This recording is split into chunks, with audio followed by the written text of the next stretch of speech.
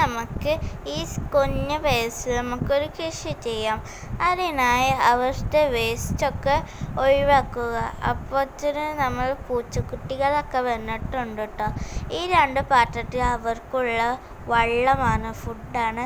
എന്നിട്ട് അവർക്ക് ഇച്ചിരി മീൻ മുള്ളൊക്കെ ഇട്ട് കൊടുത്ത സമയത്താണ് നമ്മളെല്ലാതും ക്ലീനാക്കി എടുത്തിട്ടുണ്ട്. പൂച്ച ഇങ്ങനെ നോക്കിക്കാണ്.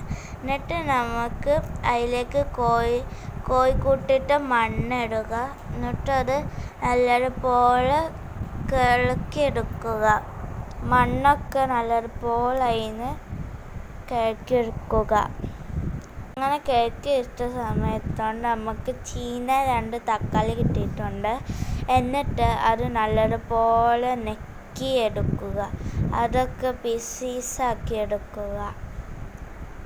എന്നിട്ട് അത് നമ്മൾ കിളക്കി വെച്ചിട്ട് സ്ഥലത്തേക്ക് അത് പാകി കൊടുക്കുക.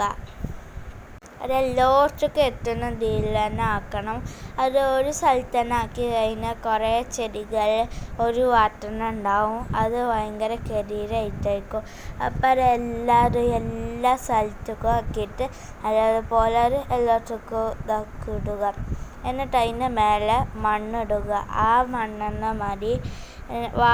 കുറേ മണ്ണിട്ടാൽ ആ ചെടികൾക്ക് വലുതാകാൻ കഴിയില്ല.